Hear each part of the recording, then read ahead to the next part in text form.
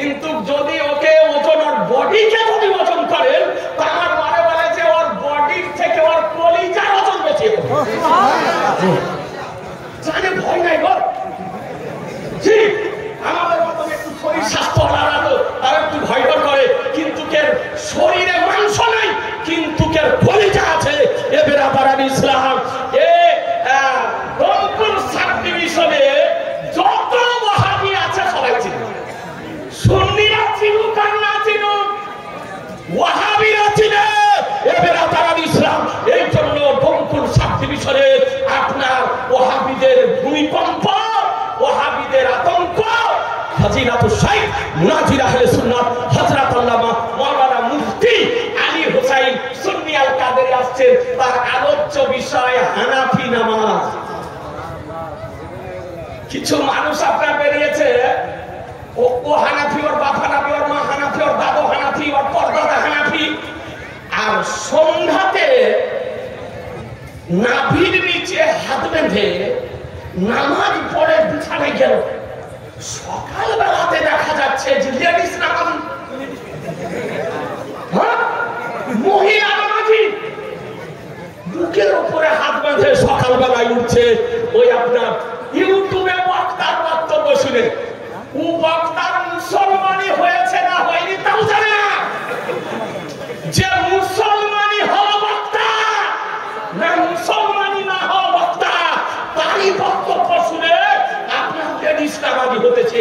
এই জন্য আমার সুন্নি ওলামায়ে কিরামগণ মনে করেছেন যে হানাফি মাযহাবের আলোচনা হাদিসের আলোকে করা প্রয়োজন। তার জন্য আজকে সুন্নি হানাফি মহাসম্মেলনে নির্বাচন করেছেন হযরত আল্লামা মাওলানা মুফতি আলী হোসাইন সুন্নি আল কাদেরীকে। তার এখন আলোচনা হবে, আর তারপরে যে হাদিস সাহেবের আলোচনা আরম্ভ হবে। তার পূর্বে বলি ভাই, আমরা হলাম হানাফি মাযহাব মান্যকারী। বর্তমান সময় যে গন্ডগোল সেটা হচ্ছে মাযহাব মানার কেন্দ্র করে। মাযহাব কেন মানবো? মাযহাব মানার কি দরকার? ইমাম মানার কি দরকার? মাযহাব না মানলে কি হবে? কোরআন হাদিসে কোথায় আছে? সাহাবীগণকে মেনেছিলেন, নবী কোন মাযহাবের ছিলেন? এবারে তার বিভিন্ন রকমের আজকে প্রশ্নের সম্মুখীন হতেছে। আপনাদেরকে বলি, আমাদের প্রত্যেকে আপনার জানা দরকার আমাদের ইমাম ইমামে আজম। আমাদের ইমামকে তার ব্যক্তিত্ব সম্পর্কে আমাদের জানা দরকার, এবং আমাদের এও জানা দরকার যে মাযহাব মানার প্রয়োজনীয়তা কি।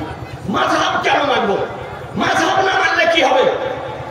হাদিস কোরআনে মাযহাব মানা সম্পর্কে আলোচনা আছে কিনা, এবং ওহাবীদের মাযহাব সম্পর্কে যে সমস্ত প্রশ্ন তার উত্তর এই বইটিতে আপনার দেওয়া আছে, এবং ইমামে আজমের জীবনী আপনার দেওয়া আছে।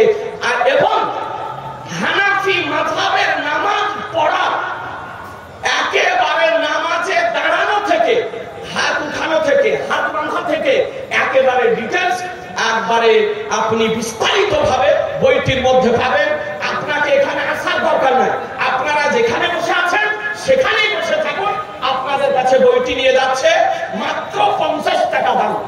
আজকে সভা থেকে মৌখিক সুন্নি হানাফি সম্মেলন থেকে সুন্নি মেসেজ দেওয়া হবে, লিখিত আকারেও আপনার এই মেসেজ দেওয়া হবে।